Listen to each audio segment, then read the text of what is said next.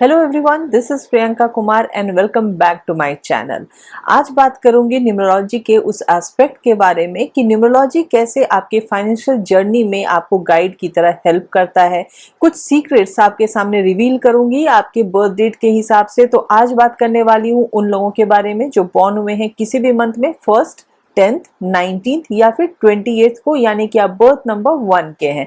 तो इसलिए इस वीडियो को एंड तक जरूर देखिएगा क्योंकि हमेशा की तरह मेरे वीडियो में होंगे बहुत ही हेल्पफुल टिप्स। तो इसीलिए इस वीडियो को स्टेप बाय स्टेप फॉलो करने के साथ साथ एंड तक जरूर देखिएगा और इसे अपने फ्रेंड्स और फैमिली के बीच में शेयर भी जरूर कीजिएगा। तो आइए शुरू से शुरू करते हैं, यानी कि आपका जो बर्थ डेट है 1st, 10th, 19th या फिर 28th में से कोई भी दिन, तो आपके अंदर क्या ट्रेट्स होते हैं और आप किस प्लैनेट से इन्फ्लुएंस होते हैं। आप इन्फ्लुएंस्ड होते हैं सन से, और जैसा कि आपको पहले से भी पता होगा कि आपके अंदर लीडरशिप की क्वालिटी होती है, आपके अंदर एम्बिशन होता है, आपको इंडिपेंडेंस ज्यादा पसंद है, आप नेचुरल बॉर्न लीडर्स होते हैं, आप इनोवेटर्स होते हैं, किसी भी चीज को नई शुरुआत को करने में आप बिल्कुल भी झिझकते नहीं हैं। तो क्या आपके ये जो ट्रेट्स हैं, आपके जो स्ट्रेंथ है, वो आपकी फाइनेंशियल जर्नी में आपको हेल्प करते हैं।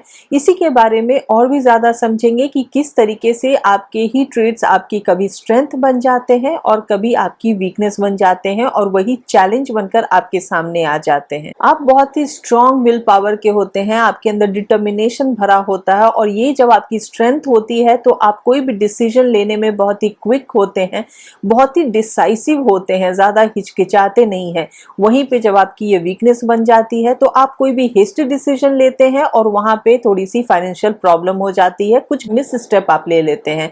और कभी कभी ये भी होता है क्योंकि आपको सब कुछ आता है, आपको लगता है कि आप सब कुछ जानते हैं, तो वो कॉन्फिडेंस आपका ओवर कॉन्फिडेंस बन जाता है और वहां पे भी आप कुछ गड़बड़ कर बैठते हैं और रिस्की इन्वेस्टमेंट कर देते हैं। तो फाइनेंशियल जर्नी में न्यूमरोलॉजी की तरफ से आपके लिए सबसे पहला एडवाइस ये है, आपको एक फाइनेंशियल प्लान बनाकर चलना चाहिए, जहां पे आपको लॉन्ग टर्म गोल्स आपके क्या हैं, आपके शॉर्ट टर्म गोल्स क्या हैं, आपके लॉन्ग टर्म इन्वेस्टमेंट्स क्या होने वाले हैं, आपके शॉर्ट टर्म इन्वेस्टमेंट्स क्या होने वाले हैं, इन सब का एक प्रॉपर प्लान यदि आपके पास होगा तो आप कोई भी हेस्टी डिसीजन नहीं लेंगे, इंपल्सिवली आप कोई भी चीज को डिसाइड नहीं करेंगे और वहां पे आपको ज्यादा सिक्योरिटी दिखेगी क्योंकि आपके अंदर लीडरशिप क्वालिटी होती है और आप कोई भी अपॉर्चुनिटीज को तुरंत ग्रैब करने वाले होते हैं, तुरंत उस पर काम करना शुरू कर देते हैं। और वहीं पे ये होता है कि आपको वो समझ नहीं आता कि ये आपके लिए कितना बेनिफिशियल है।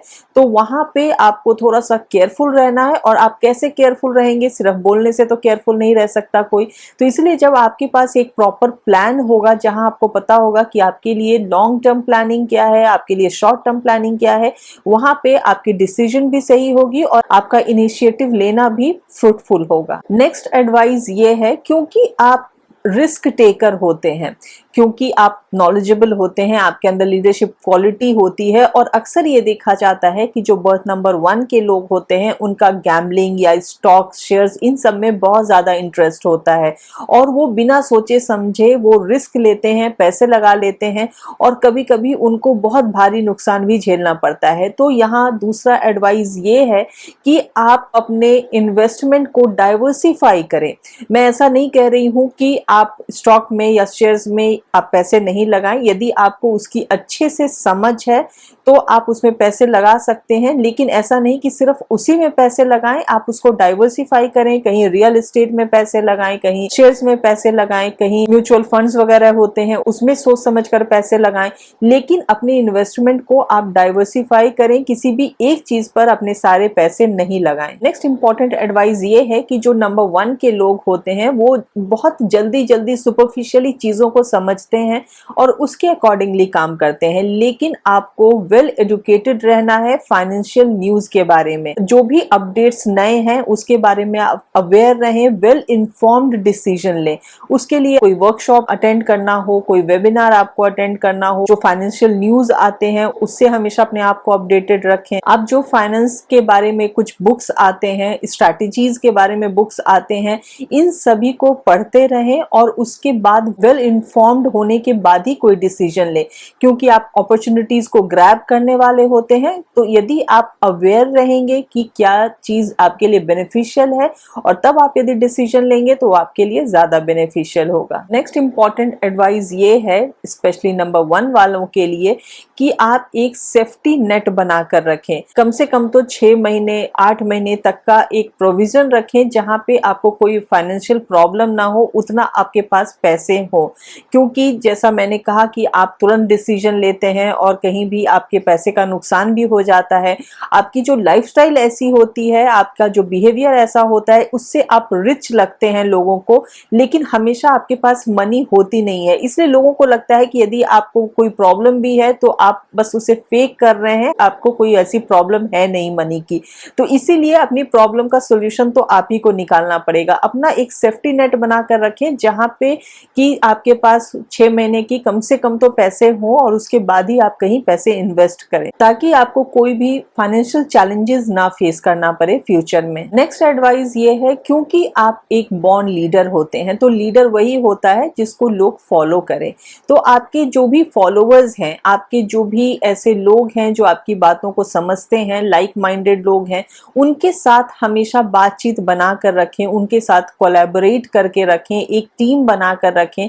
क्योंकि जब आप लोगों के साथ मिलकर काम करते हैं तो वो काम आपके लिए ज्यादा अच्छा होता है। एक टीम वर्क में जब आप काम करते हैं वो आपके लिए ज्यादा अच्छा होता है, क्योंकि कोई भी लीडर अकेला नहीं रहता, उसे एक ग्रुप चाहिए होता है जो उनकी बात को सुने। तो इसीलिए हमेशा लाइक माइंडेड लोगों के साथ रहें जो आपको एडवाइस भी देते रहें टाइम टू टाइम, जो आपको सपोर्ट करें टाइम टू टाइम। और ये म्यूचुअल चीज होती है, ऐसा नहीं कि सिर्फ वन साइडेड होता है। आप दूसरों को एडवाइस देंगे, आपको दूसरों की एडवाइस सुननी भी पड़ेगी, दूसरों को सपोर्ट देने के साथ साथ जरूरत पड़ने पे दूसरों से सपोर्ट लेना भी पड़ेगा। तो एक टीम लीडर बने। ऐसे हमारे पास बहुत सारे एग्जाम्पल्स हैं नंबर 1 के लोगों के, जिन्होंने अपनी अपनी फील्ड में कमाल की सफलता हासिल की है, कमाल का फाइनेंशियल वेल्थ इकट्ठा किया है। चाहे वो एलन मस्क हो, चाहे वो स्टीव जॉब हो, चाहे वो हमारे देश के मुकेश अंबानी हो, ऐसे बहुत सारे नाम हैं। इसीलिए मैं भी उम्मीद करती हूँ कि आपका भी नाम कहीं उनमें से ही एक के साथ जरूर आए। अब मैं आपको देती हूँ कुछ बहुत ही हेल्पफुल टिप्स जिसे कि आप फॉलो कीजिए।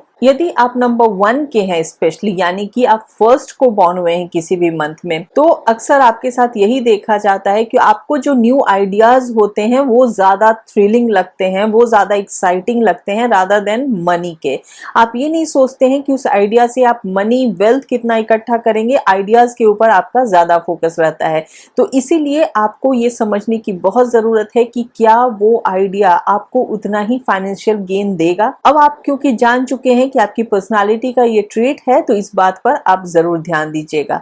अब बात करती हूँ उन लोगों के बारे में जो नंबर 10 के हैं, यानी कि बॉर्न हुए हैं किसी भी मंथ में 10th को। आपको अक्सर देखा जाता है कि वेल्थ आप अपनी फैमिली, अपनी किसी भी रिलेटिव से हासिल करते हैं, चाहे वो फादर हो, मदर हो, आपके स्पाउस हो, फादर इन लॉ हो। तो इसीलिए आपके लिए टिप है कि अपने रिलेटिव से हमेशा बनाकर रखिएगा। और ये भी देखा जाता है कि चाहे सक्सेस आप अर्ली एज में क्यों ना हासिल कर ले, लेकिन जो एक फाइनेंशियल सक्सेस होता है वो आपके लाइफ में कहीं ना कहीं 46 ईयर के बाद आता है। तो उसके लिए आप अपने आप को वेल प्रिपेयर्ड कीजिए। जो भी मैंने आपको अभी फाइनेंशियल एडवाइस दिए हैं उन पर आप अच्छे से काम कीजिए, क्योंकि second half of the life में तो आपको बस वेल्थ को एक्यूमुलेट करना है। नेक्स्ट है 19th वालों के लिए। यदि आप बॉर्न हुए हैं किसी भी मंथ में 19th को, तो आप वर्ड्स में बहुत अच्छे होते हैं, शब्दों के धनी होते हैं, लेकिन आप कभी भी बोलने की ज्यादा कोशिश नहीं कीजिए। जहां पे भी बोलने का काम हो उस काम में आप आगे मत आइए, आप लिखने का काम ज्यादा कीजिए। उसमें आप ज्यादा बेनिफिट देखेंगे, ज्यादा फाइनेंशियल गेन देखेंगे। हम सभी जानते हैं अभी एक बहुत ही रिनाउंड लीडर है, बहुत ही अच्छे हैं, लेकिन वो अपनी ओरेटरी स्किल की वजह से ही बहुत सारे मीम्स में देखे जाते हैं। तो इसीलिए इस बात का ध्यान रखिए कि आप जिस चीज में अच्छे हैं उस चीज को सही जगह पर इस्तेमाल कीजिए। नेक्स्ट टिप है 28th वालों के लिए। यदि आप 28th बॉर्न हैं तो आप अक्सर किसी न किसी चैरिटी में, हॉस्पिटल में, ऐसी जगहों पे आप पैसे डोनेट करते रहते हैं, अपने पैसे देते रहते हैं और कहीं ना कहीं नुकसान आपको चैरिटी की वजह से तो नहीं बल्कि दूसरों पर ट्रस्ट करने की वजह से ही होता है। तो इसीलिए सोच समझकर किसी पर विश्वास करें। और यदि आप पार्टनरशिप में कोई काम करते हैं, यदि आप बिजनेस कर रहे हैं, कोई भी काम कर रहे हैं, तो आप यदि पार्टनरशिप में करते हैं, कोलैबोरेट करके करते हैं किसी के साथ, उसमें आप ज्यादा फाइनेंशियल गेन देखेंगे। यदि आपको ये वीडियो हेल्पफुल लगा तो इसे लाइक कीजिए, इस चैनल को सब्सक्राइब करना मत भूलिए। यदि आप ऐसे ही न्यूरोलॉजिकल बहुत सारे एडवाइस चाहते हैं, मेरे हेल्पफुल टिप्स चाहते हैं, तो नीचे कमेंट बॉक्स में जरूर लिखिएगा।